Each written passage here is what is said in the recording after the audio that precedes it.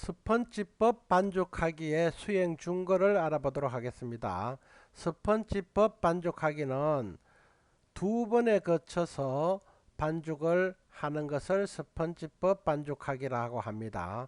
먼저 우리 첫 번째 시간에서 했던 스트레이트법은 한 번에 반죽을 마무리하는 것이고, 지금 하는 스펀지법 반죽하기는 두 번에 거쳐서 나누어서 반죽을 하는 것을 이야기합니다.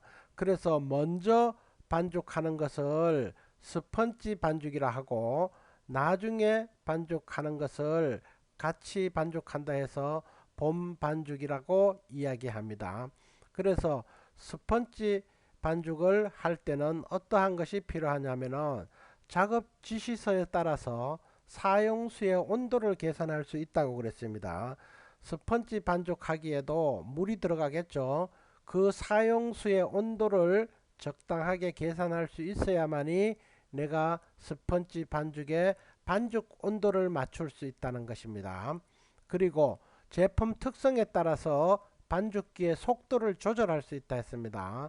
반죽기의 속도는 그 제품에 따라서 다르기 때문에 어떤 제품인가에 따라서 반죽기 속도를 조절하여서 된반죽으로 할 건지 진반죽으로 할 건지 온도를 올려줄 건지 낮춰줄 것인지 결정하는 것입니다.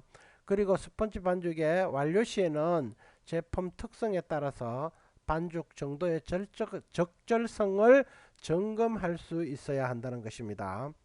자, 그리고 본반죽의 반죽하기는 제품 특성에 따라서 스펀지의 상태를 점검한 이후에 본반죽을 해야 된다는 것입니다. 그래서 스펀지 상태를 점검할 수 있다 했습니다. 다음으로 준비 시에 사용수의 온도를 계산할 수 있다 했습니다. 이것도 본반죽의 반죽 온도를 맞춰야 되기 때문에 본반죽에 들어가는 사용수의 온도를 계산할 수 있어야 됩니다. 마찬가지로 반죽기의 속도도 조절할 수 있어야 됩니다. 그리고 제품 특성에 따라서 반죽 정도의 적절성을 알 수 있는 것도 마찬가지입니다. 그래서 여러분들이 스펀지법 반죽하기는 두 번에 거쳐서 나누어 반죽하는 것이다, 이렇게 알아두면 좋겠습니다. 자, 스펀지법은 교재 205페이지입니다. 중종반죽법이라고도 하며 믹싱 공정을 두 번으로 나누어서 하는 것으로 처음 반죽을 스펀지라고 하죠. 나중에 반죽을 본반죽 혹은 도우라고 얘기한다 했습니다. 다음, 밀가루에 물, 이스트 푸드, 제빵 계량제입니다, 등을 넣어서 스펀지 반죽을 하여 발효를 시킨 후에 다시 나머지 재료를 넣어서 본반죽을 하는 것을 스펀지법 혹은 중종법이라고 하는 것입니다. 중종반죽법은 오래전부터 많이 사용되어 오던 반죽법으로 부드럽고 발효향이 좋은 빵을 만들기 위한 방법이다, 이렇게 알아두면 되겠습니다.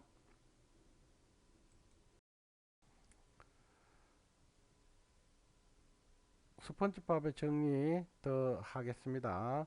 고배합의 당과자빵 등에서 자연 발효종만으로 효과를 크게 거두지 못하는 빵 반죽에 적당하다, 이렇게 했는데, 고배합의 당과자빵 등에서는 자연 발효종빵, 이것이 사실은 스펀지법입니다. 그래서 스펀지법이라는 것은 자연 발효종에서 생기는 자연 효소만 가지고 하는 것이고, 이 스펀지법은 그냥 기존 이스트를 좀 넣어서 한다는 차이가 있는 것입니다. 너무 어렵게 생각하지 말기 바랍니다. 천연 발효종을 이용한 빵은 일종의 스펀지법이다, 이렇게 알아두면 되겠습니다. 스펀지법은 다른 방법보다 실패율이 적어서 대규모 공장에서 식빵류 제조 등에도 널리 쓰이고 있습니다. 스펀지법의 종류는 70%법, 100%법, 가당 중종법, 4시간 중종법, 단시간 중종법, 장시간 중종법, 실온 중종법, 냉장법 등이 있다고 했습니다. 그래서 이러한 법이 있다는 것을 알고 여러 가지 방법으로 스펀지법을 그 배합률의 상태에 따라서 이렇게 나누어진다, 이렇게 생각하면 되겠습니다. 스펀지법의 단계별 제조 과정을 제조 단계별로 나누어 가면서 설명해 나가도록 하겠습니다. 재료 계량 먼저, 스펀지용 재료를 먼저 계량하고 도우용 재료를 따로 분리해서 잘 계량해 둔다. 그 다음에 스펀지 믹싱에 들어가도록 하겠습니다. 반죽은 글루텐 형성이 이루어지기 전 단계, 즉 저속으로 약간 돌리고 난 이후에 반죽 온도를 22도에서 26도씨로 스트레이트법보다는 약간 낮게 이렇게 만드는 것이 좋습니다. 그리고 스펀지에 분유나 소금을 쓰면 분유가 완충작용을 하고 소금이 삼투압 작용을 일으켜서 발효가 억제되기 때문에 본반죽에다가 소금, 분유 등을 쓰는 것입니다. 보통. 그리고 스펀지에는 수분 배합량을 늘리게 되면 반죽의 숙성 속도가 빨라지기 때문에 우리가 앞에서 이야기했죠. 뭐 배가법, 그 다음 폴리시법 해서 수분의 함량에 따라서 분류할 수도 있는 것입니다.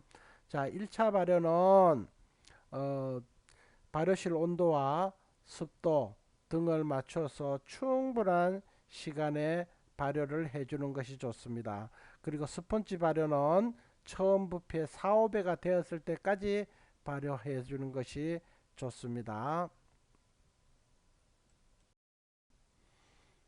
자, 다음 스펀지법의 단계별 제조 과정을 계속해서 설명하도록 하겠습니다. 그 다음에 본반죽 믹싱이죠. 중종, 즉 스펀지 반죽과 본반죽 재료를 섞어서 반죽하여서 보통은 반죽 온도가 27도 정도가 되게 맞춰줍니다. 반죽 상태는 부드러우면서도 잘 늘어나는 것이 본반죽의 완료점이다 하고 생각하면 되겠습니다. 본반죽의 재료 투입 순서를 보겠습니다.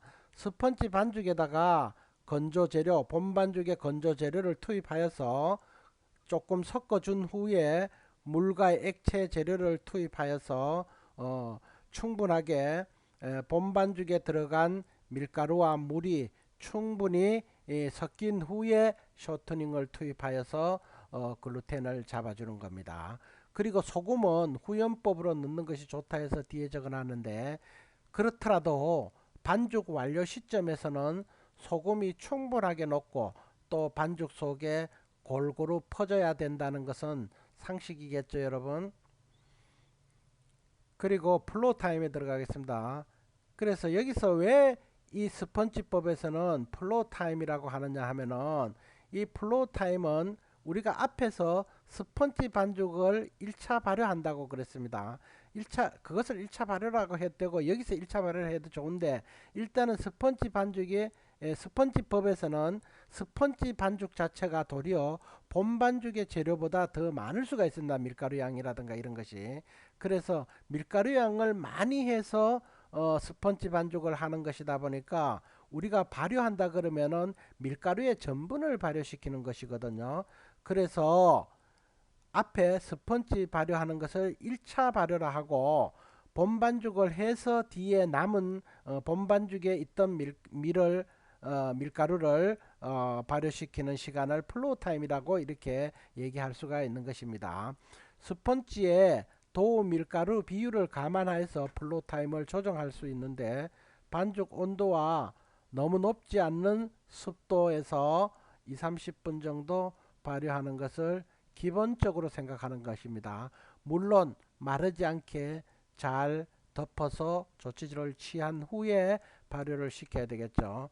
그리고 밀가루 양, 그러니까 본반죽에 들어가는 밀가루 양에 반비례하여 플로우 타임을 갖는다 이렇게 했는데, 1차에 스펀지 반죽을 충분한 발효를 했기 때문에 본반죽에 들어가는 밀가루가 많으면 조금 더 플로우 타임을 길게 잡고 본반죽에 들어가는 밀가루 양이 적으면 플로우 타임을 짧게 잡는 것입니다. 여기 써놓은 것은 스펀지 반죽에 밀가루를 써놨기 때문에 이렇게 내가 말한 것하고 반대로 이렇게 되는 것입니다. 여러분들 잘 염두에 두고 생각해 줬으면 고맙겠습니다. 그리고 이 플로우 타임 이후에 반죽별 단계는 스트레이트 바바가 똑같다는 거죠. 다시 말해서 이렇게 분할을 하고 둥글리기를 하고 중간 발효를 하고 성형을 하고 패닝을 하고 2차 발효를 거쳐서 굽는 과정, 이것은 굳이 쓸 필요가 없겠다 싶어서 이 스펀지 발효에서는 쓰지 않았습니다.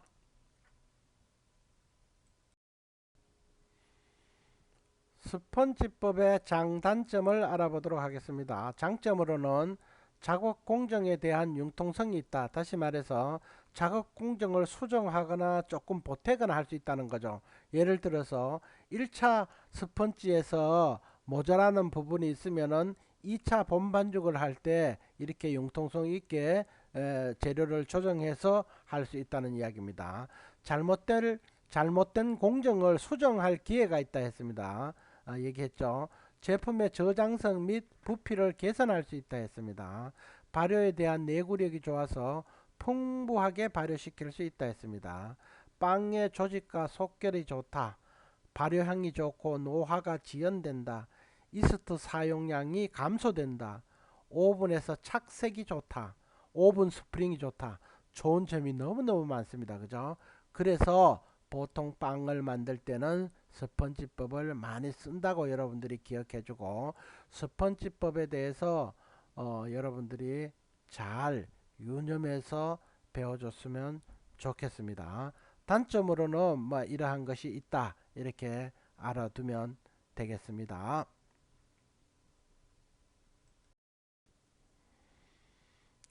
자, 206페이지에 재료의 사용 범위에 대해서 한번 알아보도록 하겠습니다. 스펀지 반죽과 본반죽 이렇게 해놨습니다. 여러분들 내가 얘기했다시피 스펀지 반죽은 밀가루의 사용량이 스펀지 반죽에 더 많이 들어가는 겁니다. 60%에서 100% 해놨습니다. 그죠? 본반죽엔 도로요 40% 이하입니다. 그렇다가 보니까 스펀지 반죽에 발효하는 것을 1차 발효라고 이렇게 이름을 붙인 겁니다. 그래서 스펀지 반죽하고 본반죽을 다 해서 발효시키는 것을 또 한 번 더 반죽이 있기 때문에 발효가 있기 때문에 플로어 타임이다 이렇게 붙였다고 얘기했죠. 그래서 밀가루의 사용 범위를 유념해서 보고 여러분들이 이스트도 앞에서도 좀 쓰고 뒤에서도 좀 쓴다 이렇게 알아두면 되겠습니다. 소금이라든가 설탕이라든가 탈지 분유라든가 유지 등등은 그냥 발효에 방해가 되기 때문에 이런 것은 본반죽에 넣어 가지고 발효를 한다 이렇게 알아두면 좋겠습니다. 자, 스펀지법에 여러 가지가 있는데 교재 207페이지입니다. 간단하게 여러분께 설명해 넘어가도록 하겠습니다. 먼저 표준 스펀지법이 있습니다. 표준 스펀지법은 보통 50에서 70%의 스펀지법으로 발효 시간은 3시간 이상 잡는다 했습니다. 믹서볼에 물, 이스트 용액, 설탕은 조금 넣는 것이 좋습니다. 뭐 장시간 하기 때문에 조금 넣어도 되고 빼도 좋습니다. 달걀 소맥분, 이스트 푸드를 넣고 도우를 만든 다음에 27, 8도씨의 발효실에서 서너 시간 동안 발효시킨 후 본반죽을 한다 이렇게 했습니다. 표준 스펀지법입니다. 믹싱이 부족하면 탄력이 좋지 않게 되고 반대로 믹싱이 지나치면 빵의 옆면이 구부러진다 했습니다. 믹싱을 지나치게 하면 안 되겠죠. 된 반죽은 제품의 탄력이 부족하고 연한 반죽은 제품의 표피에 주름이 생긴다 했습니다. 스펀지법에 대해서는 여러분들 조금 시간이 걸리더라도 꼭 이해해 하고 넘어가는 것이 좋겠습니다. 여러분들이 나중에 창업을 해서 제과점을 하든지 하더라도 이렇게 꼭 스펀지법을 알아야만이 좋은 빵을 만들 수 있다는 것입니다. 꼭 기억하면서 여러분들 충분하지는 않더라도 어느 정도 이해를 해 가면서 들어줬으면 좋겠습니다. 자, 다음은 교재 207페이지에 100% 스펀지법에 대해서 알아보도록 하겠습니다. 50에서 70%의 표준 스펀지법과 스트레이트법의 장점을 살린 방법으로 밀가루 100%에 대하여 이스트, 유지, 물, 제빵 계량제 등을 넣고 반죽한 다음에 서너 시간 발효시킨다 했습니다. 여기에 유지까지 들어갑니다. 여기는 발효된 도우에다가 설탕, 소금, 분유 등을 넣고 최적 상태인 본반죽에 나중을 하는 겁니다. 100% 스펀지법은 맛과 향이 좋고 기계 내성과 빵 부피감이 좋고 저장성이 뛰어난 장점이 있으며 제품의 균일성에서는 표준 스펀지법보다 더 좋은 제품을 기대할 수 있다고 했습니다. 그래서 밀가루 100%를 사용해서 스펀지 반죽을 하는 것은 밀가루 속의 전분을 충분하게 발효할 시간을 준다는 의미가 있다는 것입니다. 그래서 좋은 빵을 얻을 수 있다. 그렇지만 여러분들 주의해야 될 점도 있다는 것도 생각하면서 공부해 나가도록 하겠습니다. 자, 다음은 단시간 스펀지법입니다. 단시간 스펀지법은 비상 스펀지법이라도 할 수 있겠죠. 1에서 2.5시간 정도 짧게 끝내는 방법으로 대개 이스트와 제빵 계량제 사용량을 증가시키고 반죽 온도도 표준 스펀지법보다는 조금 더 높게 하여서 반죽을 완료하게 되면은 발효가 빨리 일어나서 좀 빠르게 만들 수 있는 스펀지 반죽법이다, 이렇게 생각하는 것이 좋겠습니다. 나머지 방법들은 표준 스펀지법과 동일하고 제품의 내상, 풍미, 맛, 모양, 저장성 등에서 표준 스펀지보다 떨어지기 때문에 보통은 사용하지 않는 스펀지 반죽법이다, 이렇게 생각하면 되겠습니다. 우리 스트레이트법에서도 비상 스트레이트법을 보통 때는 사용하지 않고 그야말로 비상법으로 사용하는 것이라 했죠. 스펀지법도 마찬가지라는 겁니다. 정상적인 방법보다 단시간에 발효하면 아무래도 발효해서 빵 맛이 나기 때문에 맛이 떨어진다, 이렇게 생각하는 것이 맞다고 봅니다. 자, 다음은 장시간 스펀지법에 대해서 알아보겠습니다. 표준 스펀지 반죽법보다도 더 길게 반죽을 시키는 방법입니다. 그러다 보니까 여러분들 플로우 타임 없이 곧바로 분할에 들어갈 수 있는 반죽법입니다.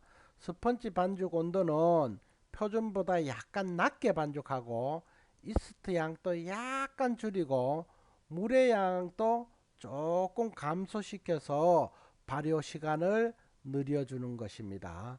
부피와 식감이 좋으나 색이 연하게 나타나는 단점이 있습니다. 오랜 발효로 인하여 약간 신맛이 날 수 있는 것도 특징이다, 이렇게 생각해 보면 되겠습니다. 그래서 이러한 법들을 여러분들이 나중에 실험을 통해서 알아보고 어떤 것이 나에게 맞고 이 특별한 제품에 맞는 것인지 그 방법을 찾아서 스펀지법도 선택해야 된다, 이렇게 알아두면 되겠습니다. 자, 다음 넘어가겠습니다. 장시간 스펀지법보다도 더 오랫동안 발효시키는 것이 오버나이트, 즉 밤새워 만드는 스펀지법입니다. 밤을 샌다는 거죠. 장시간 스펀지보다 훨씬 많은 10시간에서 12시간 발효시킨다 그랬죠. 전체 밀가루의 70%를 사용해서 이스트는 감소시켜서 만드는 방법입니다. 장시간 발효시킴으로 해서 효소의 작용이 천천히 진행되어 반죽은 신장성이 좋고 발효향과 맛이 강하고 저장성이 높아진다 했습니다. 여러 제조법 중에서 발효 시간이 가장 길어서 발효 손실이 크다.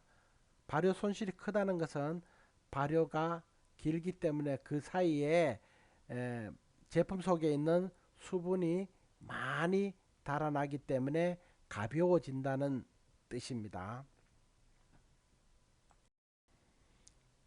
자, 다음은 208페이지에 가당 스펀지법에서 알아보도록 하겠습니다.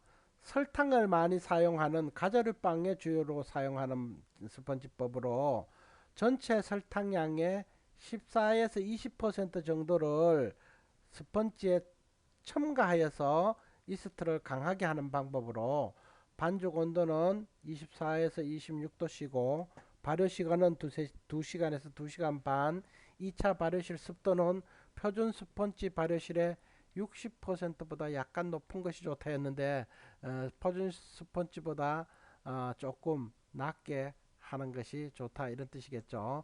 오븐 스프링이 표준 스펀지 생지에 비하여 약하기 때문에 2차 발효실에서 85% 이상 키워서 굽고 가능한 플로우 타임은 짧게 준다 했습니다. 오븐 스프링이 다른 스펀지, 표준 스펀지보다는 낮다. 당이 너무 많기 때문에 표준 스펀지보다는 오븐 스프링이, 다시 말해서 오븐 속에서 부풀림이 적기 때문에 조금 더 키워서 2차 발효실에서 조금 더 크게 만든 후에 굽는다 이런 뜻입니다. 자, 다음은 스펀지법의 마지막으로 스펀지 반죽에 밀가루를 증가시키면 어떤 현상이 일어나는지 한번 보도록 하겠습니다. 2차 믹싱, 즉 본반죽의 시간이 단축되겠죠. 스펀지에 밀가루가 많으니까 본반죽에 밀가루가 많이 없기 때문에 본반죽을 오랫동안 할 필요는 없다는 뜻입니다. 스펀지 발효 시간이 길어지고 본반죽 발효 시간은 짧아진다. 당연하겠죠. 스펀지에 밀가루가 많기 때문에 스펀지 반죽을 할 때는 길어지고 본반죽을 할 때는 발효 시간이 짧아진다는 겁니다. 반죽의 신장성이 좋아진다. 신장성이라는 것은 길게 밀어 펴지는, 길게 늘어나는 성질입니다. 그래서 반죽이 좋아진다. 오랫동안 발효시키는 1차 스펀지 반죽에 밀가루가 많기 때문에 신장성이 1차 스펀지에 적은 것보다는 좋아진다 이런 뜻입니다. 성형 공정이 개선된다 했습니다. 성형 공정이라는 것은 우리가 분할을 하고 둥글리게 한 이후에 내가 만드는 공정이죠. 그런 공정이 스펀지 반죽이 밀가루가 많기 때문에 더 오랫동안 잘 발효되어서 공정이 개선된다 그런 뜻이고, 부피 증대, 부피가 늘어나겠죠. 얇은 세포막, 아주 부드럽고 얇은 막으로 이루어지는 공기집이 된다. 부드러운 조직이 품질이 개선된다 했습니다. 마찬가지로 스펀지법에 밀가루가 많기 때문에 충분한 전분의 발효가 일어나서 이렇게 부드러운 조직의 제품이 된다. 마찬가지로 또 풍미도 증가한다. 이렇게 알아두면 되겠습니다.